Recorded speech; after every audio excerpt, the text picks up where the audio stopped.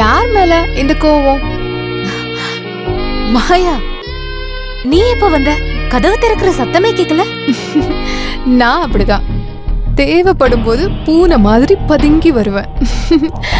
மனோஜ் கூட சண்டை போட்டுட்டு இருக்கல? ஏய் இல்ல, இது சும்மா போன்ல. இங்க பாருடி, இதுல மறைக்கிறதுக்கும் தயங்குறதுக்கும் எதுவுமே இல்ல. நீ படிச்சிருக்கல்ல, ஒருத்தருக்கு ஒருத்தர் நம்பிக்கை இல்லாத 2 பேரும் சாகுற வரைக்கும் நடிக்கிறது தான் கல்யாணம்.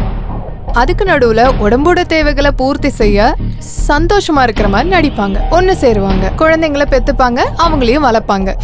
ஆனா எப்பவுமே சண்டை போட்டுட்டே இருப்பாங்க. என்ன மாதிரி புத்திசாலியான பொண்ணுங்க நடிக்கிறத வெறுக்கும் போது ரொம்ப நாள் அந்த ப்ரோக்ராமுக்காக நிக்காம வெளியே வந்துருவோம், சொந்த வாழ்க்கையை தேடி. அப்போ நீ இன்னும் லீகலா டிவோர்ஸ் ஆகல.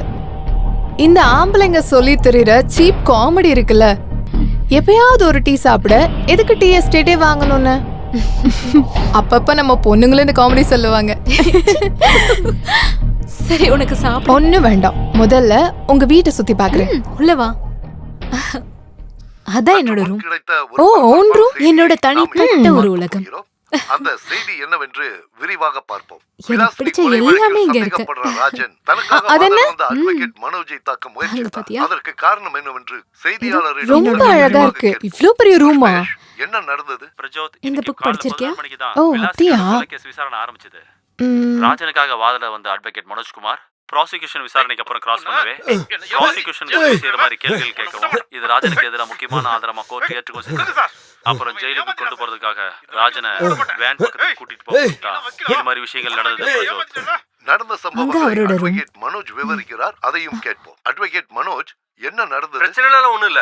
ஜாமீன் கிடைக்கும்னு ரொம்ப ஆசைப்பட்டிருந்த ஒரு அக்யூஸ்ட், அது கிடைக்காம போகும்போது வர ஒரு டிப்ரெஷன். நான் இந்த ஜாமீனை பத்தி டீடைல்டா படிச்சுட்டு நான் அவருக்கு ஜாமீன் வாங்கி கொடுக்கும்போது இந்த பிரச்சனை எல்லாம் முடிஞ்சிடும். That's all. செய்திகள் இடைவேளைக்கு பிறகு எனக்கு தாலியை கட்டின ஆளு.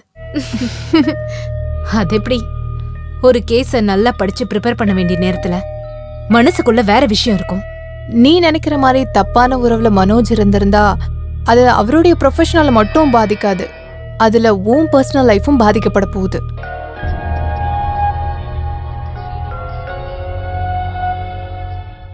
இது அதே எதுவும் கிடையாதுப்பா. வீட்ல இருந்து வரும்போது எந்த பிரச்சனையும் இல்லாம வழி அனுப்பினவ தானே பாவனா.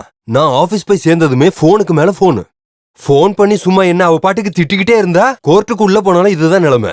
அந்த மாதிரி ஒரு சிச்சுவேஷன்ல தான் கிராஸுக்காக உள்ள கூப்பிட்டது.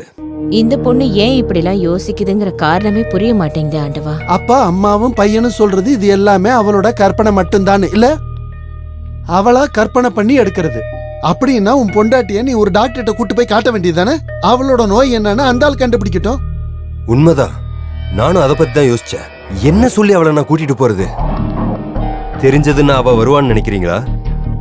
ரெஜிஸ்டர் ஆபீஸ் ரெக்கார்ட்ல வெறும் விவசாய நிலமா இருக்கிற ஒரு பூமி, வீடு கட்டுறதுக்கு தகுதியான மண்ணுன்னு சொல்லி மாத்தி அதை காசாக்குற ஆள் தானே நீ. அந்த அளவுக்கு கிரிமினல் புத்தி இதுக்கு தேவைப்படாது. நீங்க என்னத்த பேசுறீங்க? இது எப்படி இருக்குன்னா ஏதோ எதிர்பார்த்து பேசுற மாதிரி இருக்கு. எனக்கு உன் பையன் மேல இன்னும் முழுசா நம்பிக்கை வராததுனால உன் பொண்டாட்டி சொன்னது பொய்தான்னு நிரூபிக்கிறதுக்கு எனக்கு உன்னோட அஃபிடவிட் மட்டும் போதாது மனோஜ். அத நம்புறதுக்கான ஆதாரத்தோட நீ வா, அப்ப நான் உன் கூட நிக்கிறேன்.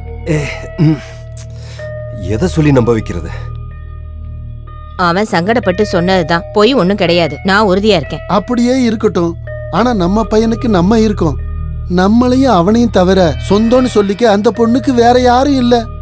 அப்ப நாம இவனை சப்போர்ட் பண்ணா தனக்கு யாருமே இல்லைங்கிற எண்ணம் அந்த பொண்ணுக்கு உருவாகும். அப்படி வரக்கூடாது. இன்னைக்கு என்ன ஸ்பெஷல்? வா, வந்து உட்காரு சொல்றேன். மாயாவ தெரியாதா? நம்ம கல்யாணத்துக்கு வந்தாலே. சூப்பர்.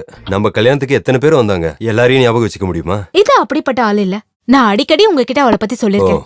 உங்களுக்கு ஞாபகத்துல இல்ல? என் கூட ஹாஸ்டல்ல இருந்தாலே மாயா. சரி சரி சொல்லிருப்ப, விஷயத்த சொல்லு. அவ இப்ப இந்த பிளாட்டுக்கு தான் வந்திருக்கா. இதுக்குள்ளயா? மேல புதுசா ஆளுங்க வந்தாங்கல்ல, ஒரு அப்பாவும் பொண்ணும், அது அவங்க தான். அப்படியா?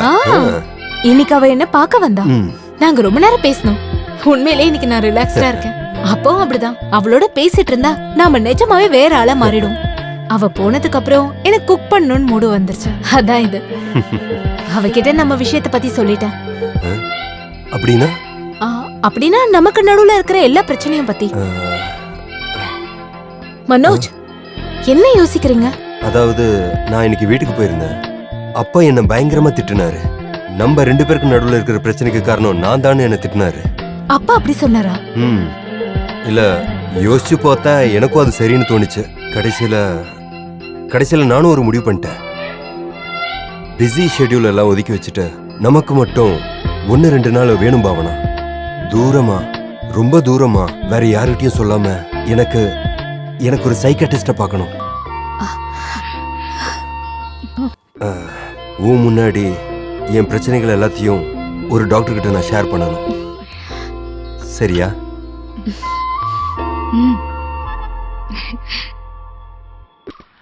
இது என்ன இடம்? எனக்கு ஒரு டாக்டரை பார்க்கணும்னு சொல்லியிருந்தல, அவரோட வீடுதான். உங்களுக்கு இந்த டாக்டர் எப்படி தெரியும்? எனக்கு கிடையாது, அப்பாவுக்கு. முன்னாடி இந்த டாக்டரோட கேஸ் நடத்தினது அப்பா தான். வா. நாம ஒன்னா உட்காந்து பேசலாமா இல்ல ஒன்னா உட்காந்து பேசுவோம் டாக்டர். என்ன பொறுத்த வரைக்கும் பாவனா இன்னொரு உலகத்துல தான் இருக்காங்க. அந்த உலகத்துக்குள்ள நுழைய பாவனா யாரையும் அலோவ் பண்றதில்ல.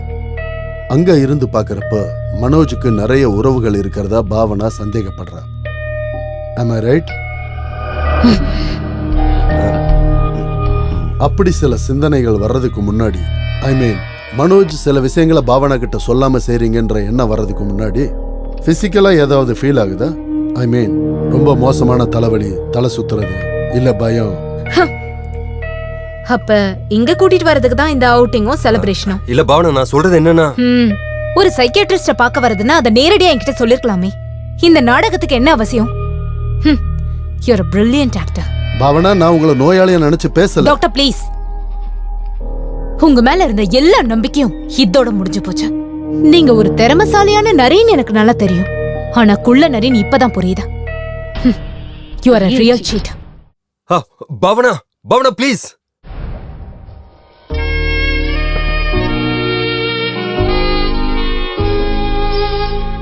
மனோஜ் எதுக்காக இதெல்லாம் செய்யறான்னு நினைக்கிற? அந்த ஆளோட தப்பான உறவை பத்தி அன்னைக்கு அவரோட அப்பா கிட்ட சொன்னேன். அட்வொகேட் ஸ்ரீதரன் நாயர் விஷயத்தை புரிஞ்சுக்கிறவரா இருக்கிறதுனால நீ சொன்னதை உதறி தள்ள மாட்டாருன்னு உன் புருஷனுக்கு தெரியும். அப்ப குடும்பத்துல தன்னோட மானத்தை காப்பாத்த அவர்கிட்ட ஒரே ஒரு வழிதான் இருக்கு. உன்னை ஒரு மனநோயாளியா அசிங்கப்படுத்தணும். ஆம்பளைங்களுக்கு அவங்களோட தப்பான உறவுகள் நண்பர்கள் கூட காஃபி குடிக்கும் போது ஷேர் பண்ற ஒரு ஸ்நாக்ஸ் மாதிரி தான்.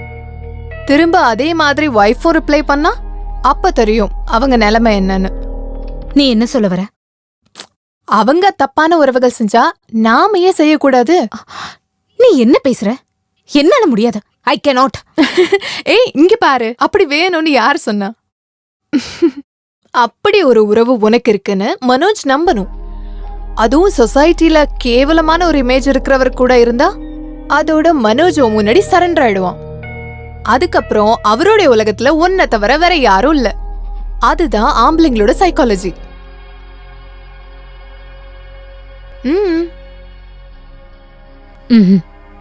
ஒண்ணும் இல்ல. நான் கிளம்புறேன். இந்த புக்கை நீ படிச்சிருக்கியா? Read it. You like it.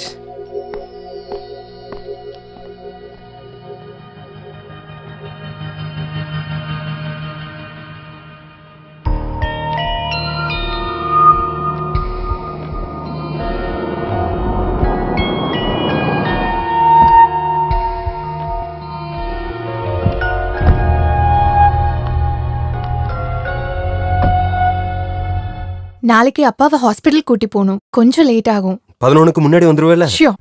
வா.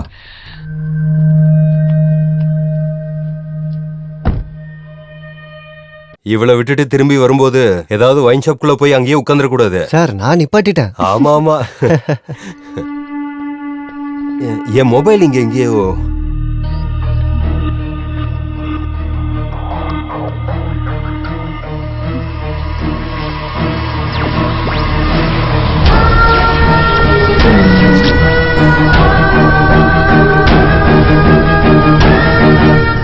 அதான் இங்க இருக்கு.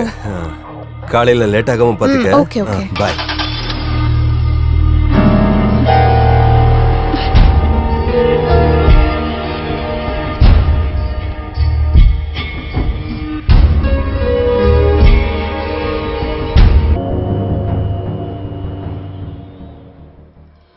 அப்போ முதல் அம்பு சரியான இடத்துல தான் போய் சேர்ந்திருக்கு. இனி நம்ம விளையாட்டை கொஞ்சம் சீரியஸ் ஆக்கலாம், அப்படித்தானே? ஆனா மாயா, எனக்கு என்னமோ குற்ற உணர்வா இருக்கு. என்னவா இருந்தாலும் நான் மனோஜை ஏமாத்துறேன்ல. அப்போ மனோஜ் உன்னை இவ்ளோ நாளா ஏமாத்திட்டு இருக்கிறது? எனக்கு தெரியல. என்னைக்காவது மனோஜ்க்கு இது தெரிய வந்தா எப்படி நான் இதை ஃபேஸ் பண்ண போறேன்? அப்படி ஒரு சிச்சுவேஷன் வரும்போது தானே மனோஜோட தப்பான உறவை பத்தி தெரிஞ்சதும் நீ கவலைப்பட்டதோட ஆழம் எவ்வளோன்னு அப்பதான் அந்த ஆளுக்கும் தெரியும். ஆனா அன்னைக்கு மனோஜ் என்ன உண்மையாவே வெறுத்துருவார்ல. அப்படி மனோஜை ஒரேடியா இழக்கறதுல எனக்கு கொஞ்சமும் இஷ்டம் இல்ல. அப்படி ஒரேடியா இழந்துருவேன்னு யார் சொன்னா? இவ்ளோ நாள் உன்கிட்ட செஞ்ச தப்புன்னு அவரு புரிஞ்சுப்பாரு. இன்னும் கொஞ்சம் சின்சியராவும் டிரான்ஸ்பரண்டாவும் உன்னை நேசிக்க ஆரம்பிச்சிருவாரு. உண்மையாவா? ஏன் சந்தேகமா இருக்கா? இல்ல, நீ சொன்னா இல்ல. அதனால இப்ப இந்த கன்ஃபியூஷன்லாம் ஓரங்கட்டி வைப்போம். நீ எழுத்துனத படிச்சுக்கிட்டு எங்கேயோ ஒருத்தர் தன்னுடைய காதலைய கனவு கண்டுட்டு இருக்கிறத யோசிக்கும் போது ஒரு என்ஜாய்மெண்ட் தோணுதுல்ல? முதல்ல என்ஜாய்மெண்ட், அப்புறம் அத பத்தி யோசிச்சு ரொம்ப சந்தோஷப்படுவ, அப்புறம் அதுவே போதும் அப்படின்ற நினைப்பு. அப்படித்தான் அதோட கிராஜுவல் growth. எதோடது? இப்ப உனக்குள்ள ஒரு விதை விழுந்து அந்த நொடியில அது முளைச்சு பூ பூக்குற அனுபவம் இருக்குல்ல, அந்த growth, the growth of love.